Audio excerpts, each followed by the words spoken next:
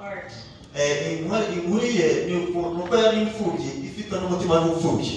I think that's something that's happened to all of us since the Garden of Eden.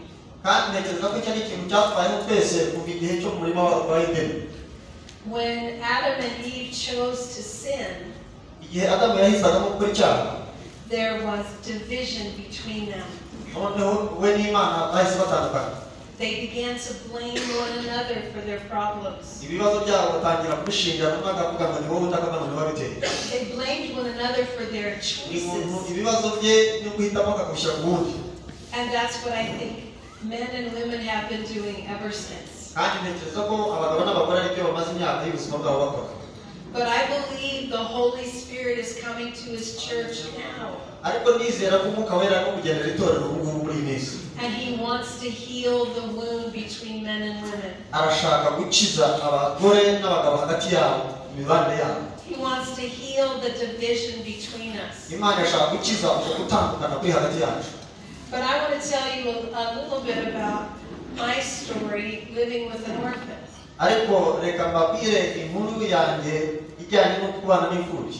I'm sure he probably told you that the orphan heart wants to control.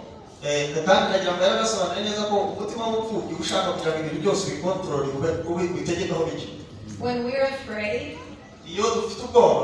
we want to control other people. We want to control our circumstances. And so we begin to control each other.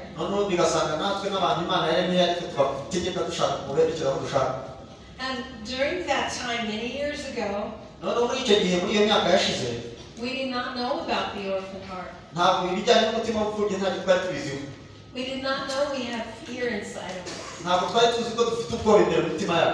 We did not understand that we would try to control each other. And so one of the things that happened for us is that Paul, my husband, would try to control me. He did not want me to speak because he was afraid I would say something that would ruin our church.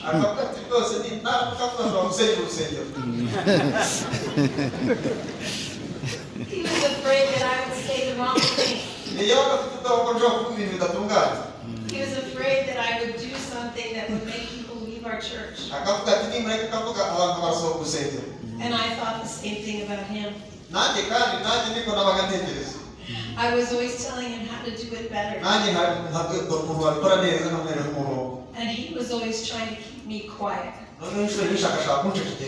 He didn't allow me to speak in the church. He would never allow this to happen today.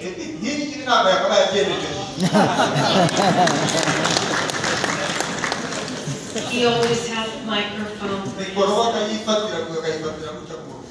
And it was very painful. One time when we were asked to share about a journey that we had gone on,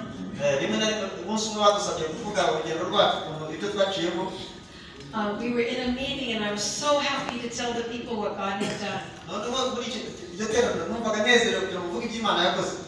And so I started telling them story after story of how God had provided for us. There were so many miracles and I was so excited. I thought it would help the people to see how God will provide for them. And so he had asked me to tell some stories. He had less time to speak. I took up time for him to preach. And I remember that night when we got in the car and drove home.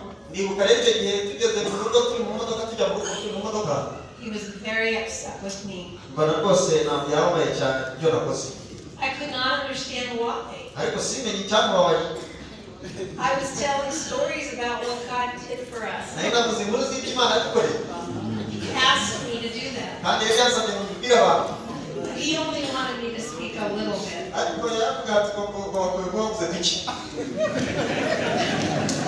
And he said, why did you do that? Why did you talk so long?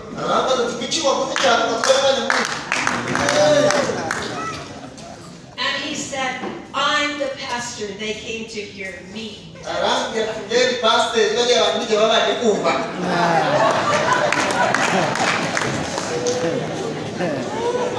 He's embarrassed. But even though it's funny to tell that story now, at the time it hurt me very deeply. It broke my heart. It communicated to me that I was not as valuable as him. It confirmed in me that as a woman I needed to be quiet.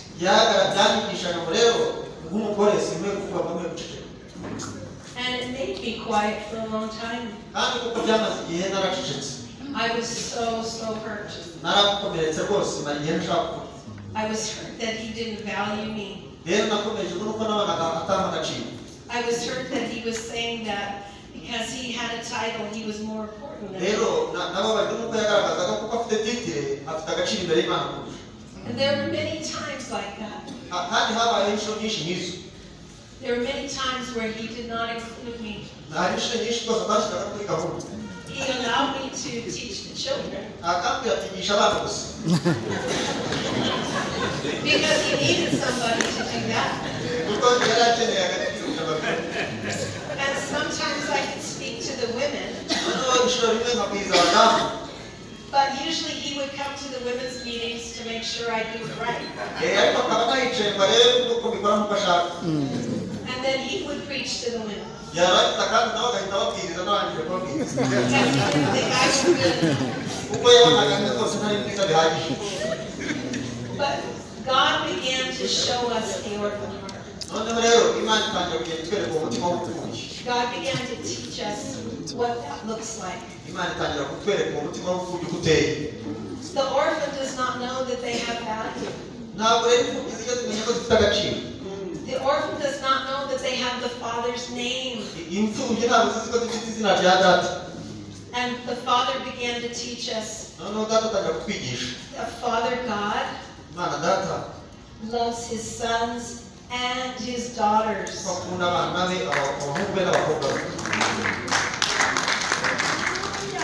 And one day we were having a conference like this in our church. And in America we have a holiday called Father's Day. And we celebrate all the fathers. We also have Mother's Day. But at this conference we were celebrating Father's Day. And our speaker came to talk to us about the love of the Father. And I love this man and was so happy that he was coming to speak. But as he was coming up to speak, I was sitting in the front row. And I heard the voice of God very clearly speak to me. Do you want to know what he said? Do they want to know? You want to know what God said? It took me by surprise. Because we were thinking about fathers. We were celebrating fathers. We had a speaker to speak to us about the love of the Father. And as he was coming up to speak, God said to me, the children need mothers too. And I knew that he wasn't speaking of little people. He wasn't speaking of children being those who were young in age. He was speaking of all of God's children. And in that moment,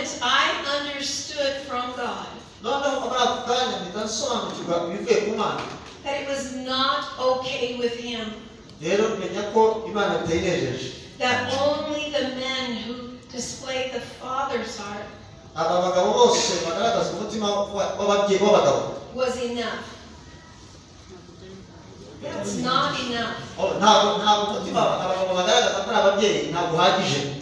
And throughout church history, most of the leadership has been with men.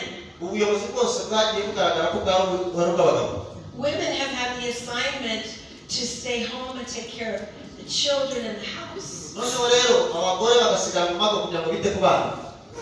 But the children in God's family need to see the heart of God from a mother's point of view. You see, God is not just male. God is all that we are.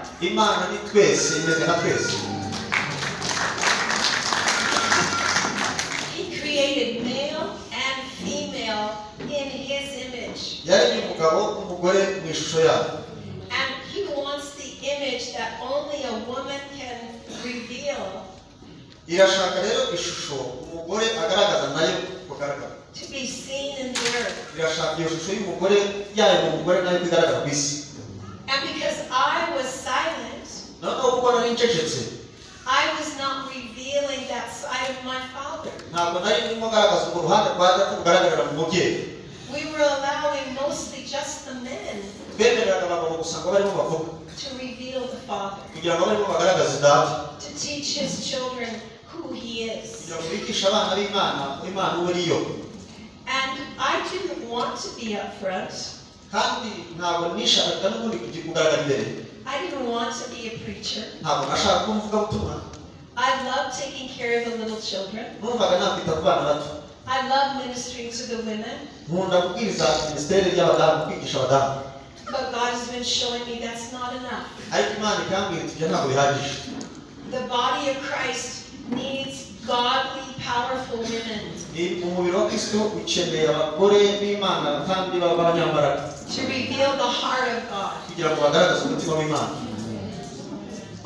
But one of the problems that we have had in the world is that as we have tried to bring freedom to women, many women want to fight. Many women are angry. Many women have been wounded. Many women feel bitterness in their heart. And so they try to rise up and be like men. But that's not the right heart. We need to come in confidence of who we are.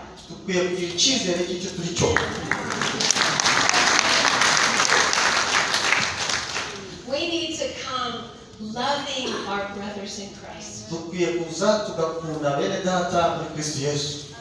I believe it's time for there to be forgiveness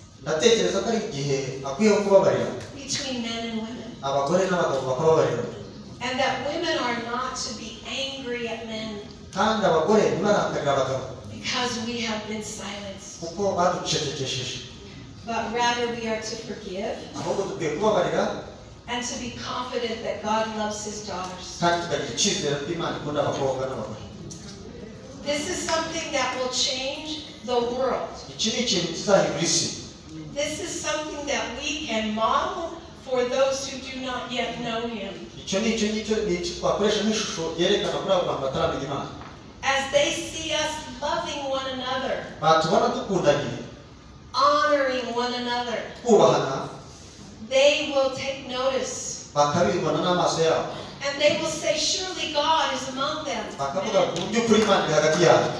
Because the world does not know how to do this. And so we are on a journey of learning to honor all. And we're teaching women that they can be powerful. without being angry. mushobora kuba myambaraga mudakoresheje uburakari. We can reveal something of God dushobora kugaragaza ubumana that a man could never reveal. ibyo abagabo badashobora kugaragaza. And men can reveal something n'abagabo bashobora kugaragaza that women can never reveal. icyo abadamu badashobora kugaragaza cy'ubumana. But God has chosen all of us to reveal His image. ariko Imana yadutoranyije twese ngo tugaragaze ishusho yayo. God has chosen all of us. Imana yadutoranyije twese. And one of the things that we are learning kandi kimwe mu bintu turimo kwiga is that Papa God nuko data Imana loves his little girls. ikunda abakobwa bayo cyane. And so we've also learned that one of the things men need kandi ikintu kimwe twize abagabo bakeneye is respect. ni ukubahwa. And women have not been very good sometimes in respecting men. kandi abadamu nabo ntabwo bagize babyitwara neza mu kubaha abagabo. And women need abadamu nabo bakeneye to be cherished and loved by their husband. bakeneye kubwirwa neza kandi bagakundwa n'abagabo babo. And so that is our goal, iyo ni intego dufite rero, that we would become one together. kugira ngo tube umwe dushyize hamwe. Because you see, in the garden, urabona muri mu ngobyi ya Edeni when Adam and Eve sinned, igihe Adamu na Eva bakoze icyaha, Satan's plan was to divide us. intego ya Satani kwari ukuducamo ibice. Satan's plan was to silence the woman. intego ya Satani kwari gucecekesha umudamu. Satan's plan was for men to take control. Satani yashakaga umugabo ibintu byose abitegeke. Should we keep following Satan's plan? ese dukomeze dukurikire umugambi wa Satani? No. oya No. oya. Now we know what his plan is. noneho umugambi we twarawutahuye. And now that we see his plan, noneho rero tumaze kubona umugambi we afite, it's time that we stop it. ni igihe cyo kuwuhagarika umugambi wa Satani. It's time that we turn it around. ni igihe cyo kuwuhindura tukazana uw'Imana. It's time that we begin to forgive one another. ni igihe cyo kugira ngo tubabarirane. It's time for us to become partners in the gospel. ni igihe cyo gushyigikirana mu butumwa bwiza. We don't have to be afraid of each other. ntabwo dukwiye gutinyana. Paul isn't afraid anymore that I'm going to ruin his church. ntabwo Pawulo agitinya ko itorero ninjye kwisenya. He's happy when I speak. aranezerwa ndimo kubwiriza. He blesses me when I minister. amesha umugisha iyo nakora Imana. And I respect him. kandi ndamwubaha. I wish that you could hear some of the things that he preaches. numva mugira umugisha kumva ibindi bintu ajya abwiriza bindi. Because he humbled himself, kuko yicishije bugufi, God was able to raise him back. Imana yaramuzamuye. And it's easy for a wife to come and say, "Oh, my husband is wonderful." ubundi biroroha rwose ukore kuza akavuga ati umugabo wanjye ni igitangaza. Maybe you expect me to say my husband is so good. ndatekereza ko n'ubundi ari byo mwashaka nabwibwiraga ati n'ubundi yamuvugaho neza. But I know he is good. ndabizi ko ari mwiza. And I know that because I watched him humble himself. kandi ibyo nabimenye kubera ko namurebye ko yagiye yicisha bugufi. Maybe some of you remember him speaking about working in the restaurant. wenda benshi muribuka inkuru y'ukuntu yakoze muri restaurant. He wasn't just talking about being humble. ntabwo yavugaga ku bijyanye no kwicisha bugufi gusa. He was doing it. ahubwo yari nabikoze. He was serving others yari arimo akorera abandi in a very humble way. mu buryo buciye bugufi cyane. And he allowed God to speak to his heart in those times. none muri icyo gihe yemerera Imana kugira ngo ikorere n'umutima we. I watched him. ndamureba nanjye ndamwitegereza. I watched him like Abraham took Isaac. ndamureba nk'ukuntu Aburahamu yatwaye Isaka. And he put his ministry, he put his title of pastor afata umurimo we, afata titire y'ubupasiteri, on the altar. ayishyira ku gicaniro. And he was ready to kill it. noneho yari yiteguye rwose kwiyica nk'uko Aburahamu yashaka kwica Isaka yiteguye. I have not seen very many people willing to do that. ntabwo mbonye abantu benshi biteguye gukora ibyo. Most of us cling to the things God's given us. abantu inshuro nyinshi twihanira ku bintu Imana yaduhaye bifata. But you see, that's what orphans do. ariko ibyo bikorwa n'imfubyi niyo zikundira icyo bazihaye. Orphans are always trying to get. imfubyi ziba zikwiye kwishira But sons and daughters live to give. ariko abakobwa n'abahungu bo babaho kugira ngo batange. We're not afraid that there won't be enough for us. ntabwo tuba dufite ubwoba ibi ntabwo biduhagije. It's our joy to give to others. ni umunezero wacu guha abandi. And so it doesn't matter if we're called pastor. kandi ibyo ntibisaba kuba witwa pasiteri It doesn't matter if we're called bishop. cyangwa bakwita bishop It doesn't matter if no one knows who we are. cyangwa nta n'utuzi. It doesn't matter if no one sees what we do for God. wenda niyo ntawe ubona ibyo dukora cyane bitagaragara gukorerwa ahantu hishe. As a son and a daughter, ariko nk'abakobwa n'abahungu it matters what God sees. icy'ingenzi ni ibyo Imana ireba dukora. And if you are confident as a son or a daughter, rero niwigirira icyizere nk'umukobwa n'umuhungu w'Imana you know your father sees. urabizi ko papa wawe bireba. You don't have to have a title. ntabwo ukeneye kugira titire. You don't even have to have a church. ntabwo ukeneye wenda kuba itorero. Do you know God loves you even if you never had a church? nubwo waba nta torero rwose uyobora Imana wari uzi ko igukunda. He's looking for hearts. irashaka imitima. You see, the Bible says God is looking back and forth over the whole earth. Bibiliya iravuga ngo umutima w'Imana urimo uragendagenda ku isi hirya no hino. And He's looking for hearts that are steadfast towards Him. urashaka umutima wishikamyeho. Hearts that are focused on Him. umutima utumbere Imana wishikamyeho. He's not looking for who has a church, ntabwo irimo kureba ninde waba ufite urusengero. who has a big church, ninde waba ufite urusengero ruri muri uyu mujyi. who's a bishop, ninde bishop uri hano muri uyu mujyi. who's important, ninde ufite agaciro. who has lots of money, ninde ufite amafaranga. who is beautiful. ninde usa neza. No, God is looking at hearts. Imana ntabwo ari gushaka umutima.